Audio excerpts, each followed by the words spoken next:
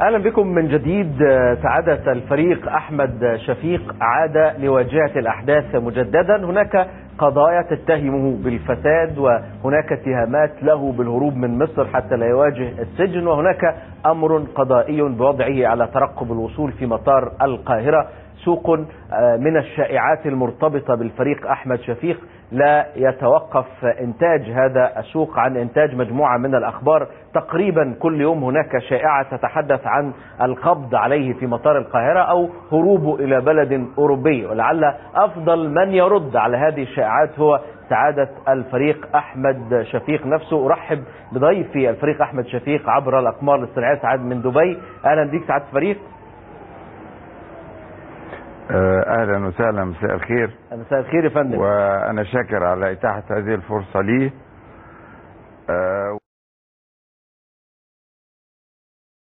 انا مش سعيد ابدا بتقديم حضرتك للبرنامج، لان انا لم احضر هنا اطلاقا للرد على اتهامات او شائعات. انا جاي للتفاهم ولأوضح وجهات نظري واستوضح وجهات نظر، لكن هذا مرفوض تماما ان واحد زيي وفي وضعي نعم وفي موقعي نعم يجي هنا عشان يدافع عن الاتهامات. وغير مقبول هذا التقديم للبرنامج اذا سمحت لي، وانت عزيز عليا جدا، لكن هذا مرفوض. نعم. مرفوض ان يتقال القبض على فلان، مرفوض ان يتقال عليه اتهامات كذا، لان مفيش حد متهم نعم. غير اما المحكمه في الاخر تقول ان هذا المتهم عليه كذا، وهذا لن يكون بحال من الاحوال. فارجو تصحيح هذا الوضع عشان اعتقد عشان ما اكونش نادم على حضوري هذا البرنامج. لا على الاطلاق سعادة الفريق، يعني هذا ما يقال هنا في الداخل، وانت لك كامل الاحترام في وجهة نظرك. مرفوض طبعا مرفوض طيب. مرفوض ما يقال مرفوض. احنا في منطقه علميه دلوقتي. نعم. وعلى درجه من الوعي تعي تماما ان ممكن السوق يتكلموا. نعم. في الشارع يقولوا اي كلام. هذا لا يعني اطلاقا ان ده معيار للحديث او للحكم على انسان. طيب اسمح لي ندخل يا فندم الى النقاش، يعني دون ان نقول انه رد ودون ان نقول انه اي شيء اخر، ليكن نقاش من اجل النقاش اذا كان ذلك يرضيك سعادة الفريق. يرضي الاصول. نعم. يعني الحقيقة احنا هنا لنوضح مجموعة من النقاط، مجموعة من الالتباسات. ربما تريد انت ان تخاطب الشعب المصري الذي يتابعك ويتابع كل اخبارك، وبالتالي في مجموعة من الاشياء. انا عاوز ابدأ مما مثلا من خروجك بعد خسارتك تماما من مصر. هل وصلتك معلومات مثلا تقول ان هناك ملفات ستفتح، هناك ترتيبات أريد بها إيقاع سعادة الفريق أحمد شفيق، وبالتالي آثرت السلامة وخرجت مبكرا وسريعا بعد الخسارة في انتخابات الرئاسة؟ شوف حضرتك، وصل السؤال. شوف حضرتك، بداية أنا ولأمانة الحديث أنا أنوي عمرة من قديم، من على أثر ظروف اجتماعية أنا كنت مريت بيها، وكنت أنوي العمرة، ويمكن ظروف الانتخابات هي اللي أخرتني فيها. فانا العمره دي كانت مؤكده، وانا كنت خارج بالدرجه الاولى للعمره. مفيش كلام ان انا فوجئت بعد انتهاء الانتخابات وبعد النتيجه اللي طلعت، وبعد ما قبلت بالنتيجه وكنت اول مرحبين للقياده الجديده وللرئيس الجديد. نعم. واول مقدرين لضروره الالتزام بوحده القياده وباحترام وحده القياده. فوجئت بشيء غريب جدا، ان دل على شيء بيدل برضه على ان يعني مرسلي هذا السيل يمكن بعيدين عن الوعي شويه، مش من الاصول ومش من التحضر ومش من سمات الدول اللي ما شفناهاش في الدول المتحضره. ان واحد مرشح رئيس دوله النهارده، مرشح رئيس دوله يعني مر عبر كل الاختبارات. نعم. مرشح رئيس دوله يعني كان ممكن يكون هو رئيس الدوله، خصوصا ان الفارق كلكم تعرفوه وتعرفوا الظروف كويس جدا. هل يعني ذلك ان تاني يوم الانتخابات يبقى فيه سيل من هذه التصرفات الهوجاء؟ اعتقد ده بيدل على حجم مرسلي هذه الرسائل. ويا ريت احنا يعني نتعلم شوية يعني ايه احترام وضعنا في العالم كله، لاننا اذا كنا بنسيء لقياداتنا ايا كان، قياداتكم دي كان ممكن تبقى رئيس الدولة بعد ساعات بسيطة. اعتقد ما كنتش ساعتها هتقدر تقول كده. يا ريت كنا نخلي الموضوع له شكل احسن. واحنا في مصر نحتاج نتعلم هذه الظاهرة الحضارية بدل المنظر اللي احنا بنؤذي بيه نفسنا. يعني هل المرشح للرئاسة لا يجب ان ترفع عليه دعوة؟ افهم من ذلك يعني هل التحضر ان احنا ما نرفعش؟ خلاص وصل السؤال. اتفضل. المرشح للرئاسة لغاية ما دخل الانتخابات فهو دخل في فلتر قيست ابعاده وتعرف هو ايه. مش ممكن ابدا يكون داخل الرئاسة ووراه بلوى هتلقاه بعد ما يرشح وبعد ما يعين رئيس. مش ممكن ابدا. ومش ممكن ابدا نأجل له مشاكله لغاية ما يخلص من الانتخابات. كون بقى يحصل حاجة ما بعد الانتخابات كان بها. لكن هذا السيل من التصرفات السيئة ان دل قد يدل على نفوس اصحابها والتراكمات الموجودة في ذهنهم عشان خاطر اللي بيهاجموه واحد مر باختبارات انه هيبقى رئيس وكان ممكن يكون رئيس في ثانية. انا بتكلم كلام عام عشان يتعلم اللي يحتاج يتعلم الحتة دي. طيب قلت سأعود من الامارات الى مصر حينما تكون الظروف مناسبة. مناسبة بمعنى ايه يا سعادة الفريق؟ مناسبة. شوف حضرتك. اتفضل. مناسبة. انا في الواقع انا ايه اللي يخليني اشيل هم اتهام؟ تفتكر حضرتك اكيد انا عارف ايه اللي ايدي عملته بالظبط وايه الخطأ اللي انا وقعته بالظبط، وايه مش ممكن واحد يعني غافل عن ان هو عمل ايه. لكن الواحد ممكن يبقى حساس تجاه ان هو مجرد استدعائك للسؤال في امر قد يكون فيه اهانة ليك لو انت راجل محترم نفسك. اعتقد ان احنا يعني انا صمتي انتظارا لان الاجراءات الورقية والتحقيقات تظهر ما يمكن ان انا اظهره بنفسي حتى لو اخذت وقت اطول.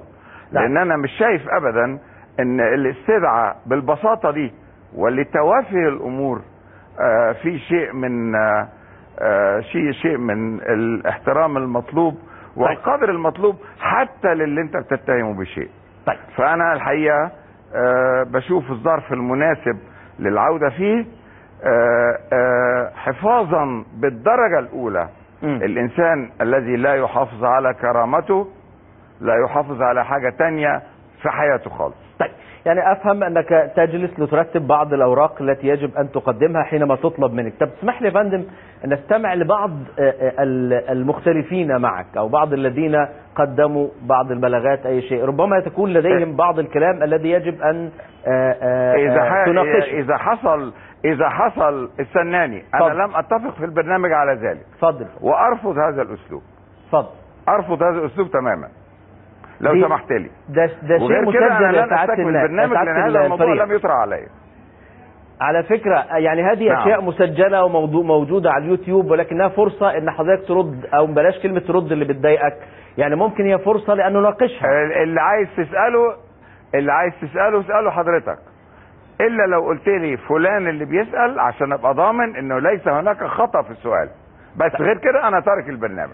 يعني لو قلنا عصام سلطان بيسأل حضرتك توافق ولا ترفض؟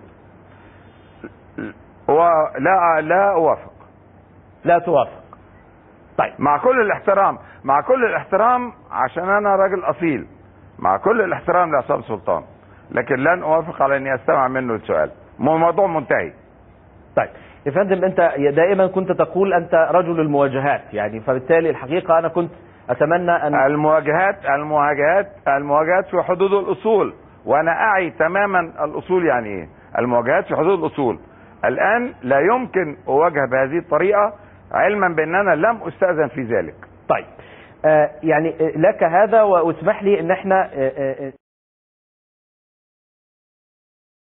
نقطة اخرى، وهي مسألة يعني انت قلت في تصريحك لوسائل الاعلام اخرى ان لديك ملفات واسرار ستفتح في حينها. هذا القول جعلنا او جعل البعض يقول ربما هناك نفسر وجودك خارج مصر بان تنتظر بعض التسويات السياسية مع من هم في الداخل الان او من يملكون الحكم والقرار. لا لا لا، انا قلت لحضرتك وجودي خارج مصر اسبابه واضحه.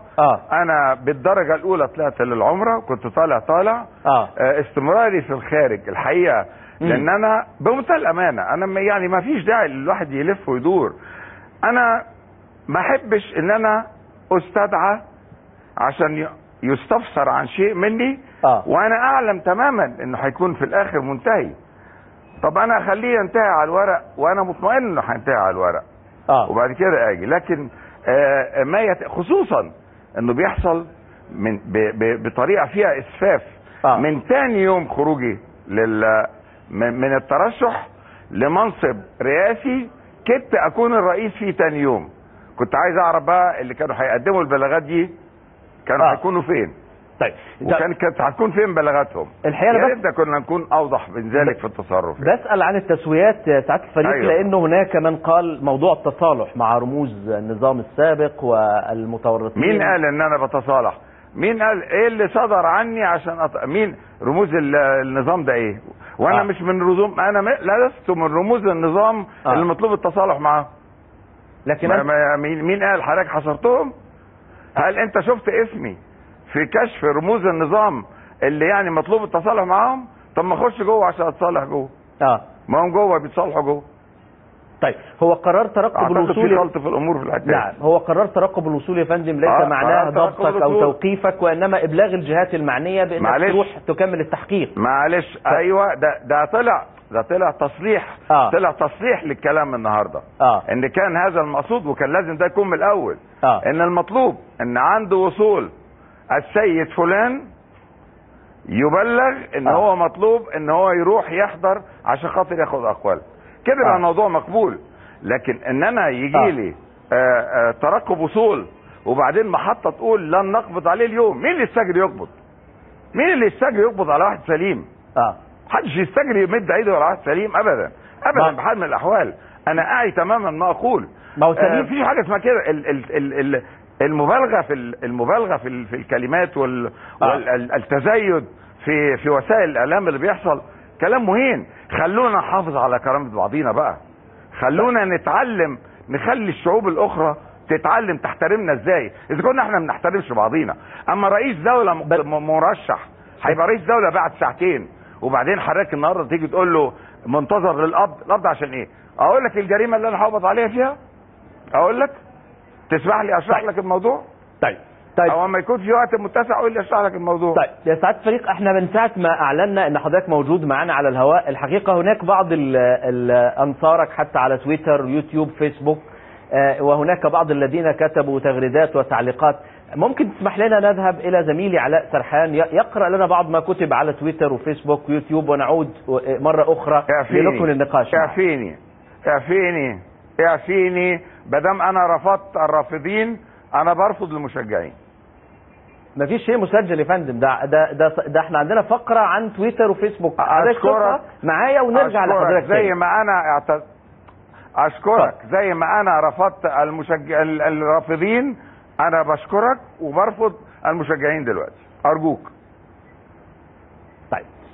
طيب خلينا الحقيقه يعني دي فقرات برنامج ثابته، يعني الحقيقه مش مقصود بيها حضرتك على الاطلاق. اخي محمود. اتفضل يا فندم. اخي محمود، انا مضايقك في البرنامج فممكن تعتبرني ضيف غير نمطي في البرنامج. اذا استجبت الي كان بها، ما استجبتش ليا قول لي قوم روح دغري كده. لا بالعكس خالص، لكن برضو انا بس حضرتك تسمح لي اشتغل، يعني هي دي النقطه والله، يعني دي شغلي ان انا تشتغل في حدود ما يقبله ضيفك وما لا يجرح كرامه ضيفك، ده المطلوب. طيب انا في نقطه تتعلق، الحقيقه لن نسمح ولا احد يستطيع ان يجرح كرامه احد، لكن انا بسالك على بعض القضايا المتعلقه موضوع ال 40,000 متر، القضيه التي رفعت من قبل النائب عصام سلطان. انت قلت لديك المستندات ولديك أيوة. بعض الاوراق. المستندات عند قاضي التحقيق وده المدهش. المستندات عند قاضي التحقيق. شوف حضرتك، تسمح لي بدقيقتين في الموضوع ده؟ اتفضل. في دقيقتين عندك؟ لا اتفضل سعاده الفريق. تخصصهم بالحكايه دي يعني. اتفضل. بدايه ايوه، خصص لانجال الرئيس السابق بمعرفة مجلس الإدارة بتاع جمعية الطيارين خصص رقم أكتر من اللي خصص لباقي الزملاء، اللي هو 40,000 متر بداية. ما أنا هقول لك بقى اللي حصل إيه. 40,000 متر أيوه، بس هقول لك حكايتهم إيه. بداية، من الذي قال هذا خطأ ومن يجرؤ يقول هذا خطأ؟ الجمعية اشترت الأرض من الدولة، الجمعية هي مالكة للأرض، الجمعية أبناء الجمعية هم اللي قرروا بيوزعوا الأرض إزاي. إذا كان عندهم مبرر يوزعوا الأرض بهذه الطريقة، ليس لمخلوق كان إنه يتدخل في ذلك. ليس هناك خطأ طالما عندهم مبرر، وطالما هم رأوا ذلك، وطالما إن ما حدش اشتكى من المشتركين. بس دي حاجة ملكهم الشخصي وبيتصرفوا فيها، غير مقبول حد يتدخل كائن من كان. أما موضوع 40,000 متر، الأرض دي عبارة عن أرض رملية، نتيجة ان قناة السويس كانت بيتم تطهيرها بعد الاغلاق لفترة طويلة، فتشكل جسر في المية، شكل شبه جزيرة. شبه الجزيرة دي استندت الى طرف مسار الارض بتاع مسار كبريت، وباقي شبه الجزيرة بقى جسم طولي في البحيرات المرة. هذا هو الجسم، وده اللي خلى جمعية الطيارين حس ان هذا الجسم كان بيبدأ من جسم مرتكن الى ارض الى ارض مطار كبريت. ده اللي لفت نظر جمعية الطيارين قبل غيرهم، وراحوا استأذنوا محافظة السويس اذا كانت ممكن تبيع ليهم هذا الجزء من الارض اللي نشأ. محافظة السويس وافقت، وراحت جابت موافقات من كل الجهات وثابت ذلك على الورق. راحت الثروة السمكية خابت منها موافقة ان الارض دي ناتجة جديد وليس بيها علاقة. راحت لقناة السويس، الكلام ده سنة 85، وجابت ان هذه الارض لا تخص قناة السويس وليس عندها ما يضرها انها تباع. وهذه الارض بيعت بمعرفة محافظة السويس وجزء منها محافظة الاسماعيلية عشان خط التقسيم الى جمعية الطيارين، واصبحت مملوكة تماما لجمعية الطيارين، يوزعوها كيفما شاءوا. وكل ما قام في هذا الاتهام خاطئ ولا اساس له. مش عشان انا ما بتكلمش، انا كنت هتكلم في الاخر خالص، حضرتك تعجلتني. ليس لمخلوق انه يتدخل. وزعناها بالشكل ده ازاي؟ دخل 60 عضو في الجمعيه، ال60 عضو هم اللي اشتروا. حضرتك عايز تسمع ولا مش عايز تسمع؟ لا، ده انا كنت عندي سؤال، لان اللجنه مشكله من خبراء الكسب غير المشروع اللي جاي من وزاره العدل بتثبت مسؤولية حضرتك عن قرار التخصيص سنة 90، وبتثبت مسؤولية حضرتك عن قرار البيع سنة 93 ل ما انا هقول لك اهو.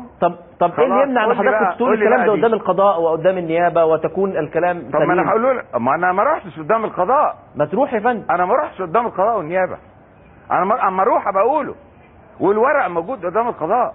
نعم. لسبب ان انا مش انا اللي اشتريت الارض، مش عشان حاجة، انا لا اتنصل من مسؤولية، لكن المجلس له الحق، وله الحق في كل ما عمله.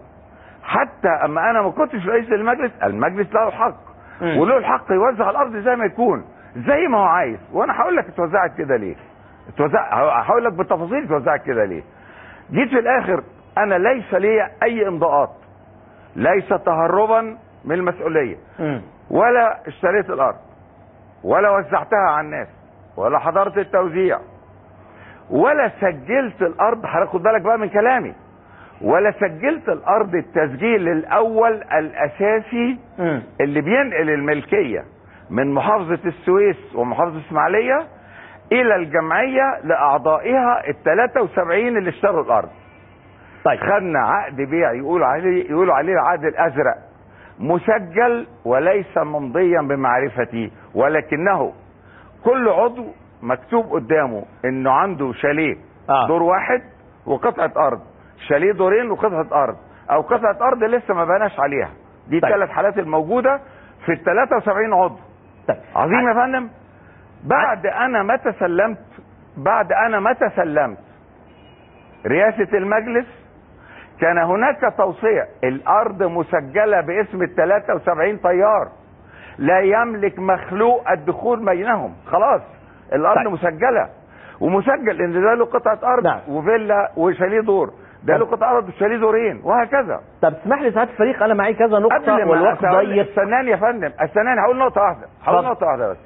قبل ما اتسلم الجمعيه الجديده، قبل ما اسلم المجلس الجديد، وما كانش لسه في فكره، مجلس الاداره طلع قرار، قال بنفوض رئيس المجلس اللي هو رئيس المجلس في حينه، نعم، ان هو يعمل ما يسمى فرز وتجنيب، يعني قطعه الارض اللي تكاد تكون على المشاع. نعم. لان ارقام صحيح الاراضي معروفه بالقطعه طبعا، لكن مش متحدده بالمتر في التسجيل. فالمطلوب من رئيس مجلس الاداره انه يروح يخلي الشهر العقاري يدينا الموضوع بالتفصيل لكل عضو. طب اسمح لي، يعني انا هذه النقطه لاني مش عاوز اللقاء كله يروح في هذه النقطه، وخاصه ان حضرتك رفضت تستمع الى عصام سلطان في هذه النقطه. انت جاي عند اهم نقطه يا محمود. معلش ساعات الفريق، انا عندي نقطه اخرى والوقت ضيق، يعني انا عندي بعض الاقوال، يعني عندي ما قلته. انا حضرتك قلت ان علاقه المشير مع الاخوان جيده جدا، خلى البعض يقول وكأن سعاده الفريق احمد شفيق كان كبش فداء لهذه العلاقه الطيبه بين المشير وبين الاخوان. ما رايك في هذا القول؟ والله كل واحد يقول اللي هو عايزه. انا في واحد رايه كده وفي واحد له راي. هو احنا خلصنا قضيه كبريت وخلاص ولا ايه؟ لا يعني خسارتك في الانتخابات خلاص في الدقيقه دي. خسارتك في الانتخابات، لا احنا ما خلصناش ولا حاجه. خسارتك في الانتخابات كانت نتيجه العلاقه الطيبه بين المشير والاخوان. لا، مين يقول الكلام ده؟ هو انا لما اقول ان العلاقه كانت طيبه بين المشير وبين ده حسب رؤيتي، وجايز يكون تحت الترابيزه في علاقه نار سيئه. انا بقول ما هو ظاهر قدامي بخبرتي وهي ليست بسيطه. بقول ان العلاقه حميده. ده مش معناه ان ده دفع ثمن ده ولا دفع، اطلاقا مالهاش علاقه. ما حاولتش ساعات الفريق تتصل يعني بالدكتور مرسي، بالنظام الحاكم في مصر خالص، باي وسيله من الوسائل؟ وليه؟ انا لو كنت استمريت كنت يمكن اتصلت، لكن انا ما حصلش اتصال حقيقي. انا كنت ان انا بعد النتيجه مباشره والتزاما بما قلت قبل النتيجه، وكان ممكن اكون انا الكسبان، وكان معظم الشارع بيقول ان انا الكسبان على الاقل كاشاعات، لو كان يعني عايزين يقولوا كده. انا فورا بعد النتيجه انا اعلنت تماما ان كلنا لازم نكون في مركب واحده بقبطان واحد او بقائد واحد للمركب هو رئيس الدوله دون تردد، والكلام ده قلته مباشره. وقلته في كل الاروقه اللي انا اتكلمت فيها. طب يعني حضرتك الملفات التي لديك، انت قلت لدي ملفات واسرار، متى ستفتح؟ لا، في موضوعات خاصه بقى بيا جدا. في مرحله الانتخاب وما دار خلالها وبعديها بشويه وقبليها بشويه، دي حاجات خاصه بقى. اعتقد ان هيجي لها وقت لاني اظهرها، لكن لغايه ما انا قاعد بتكلم مع حضرتك دلوقتي اعتقد ما جاش لسه الوقت بتاع اظهارها. طب خسارتك، انت حضرتك حاسس انك فعلا كنت انت الرابح، يعني لانك انت خرجت في خطاب وقلت انا اللي كسبان قبل النتيجه، وبعدين حصل انك قبلت بالنتيجه وقلت للفائز الدكتور مرسي مبروك. انت حاسس انك غرر بك، خسرت في الانتخابات في شيء هو الانسان دقيقه واحده محمود. هو الانسان لما يكون اصيل ومؤدب، الانسان لما يكون اصيل ابن ناس ومؤدب وبيعلم يعني ايه السياسه وبيشوف مصلحه بلده، يبقى غلط انه يتصرف هذا التصرف؟ طيب اسمع كلمه بس. يعني انا مش قادر اجاوب، لان الحقيقه يعني تبقى يعني هناك من يرى ان يعني وجودك بره دي مشكله، يعني لازم ترجع وبعدين يكون هناك. لا، هي مش مشكله ليا، انا عارف. هي مش مشكله ليا، انا عارف بخطط لنفسي ازاي بالظبط. انا لا يمكن، انا اعلم كويس قوي ان كل ما يمكن انجازه من خلال الورق انجزوه يا اخوانا. عيب واحد كان مدرس ليكو ويستدعى وبعدين يرجع ويستدعى ويرجع بكلام انتوا هتثقوا وهتشوفوا في الورق انه مفيش حاجه زي كده. شكرا سعاده واحد بيقول لي ليه الفريق. وزعتوا الارض كده؟ انت مالك وزعتوا الارض كده ليه؟ شكرا يا فندم، شكرا سعاده واحد يقول الفريق لي احمد. احمد شفيق زور. شكرا يا فندم، شكرا سعاده الفريق احمد شفيق على وجودك معنا، وشكرا ايضا للمشاهدين على حسن المتابعه.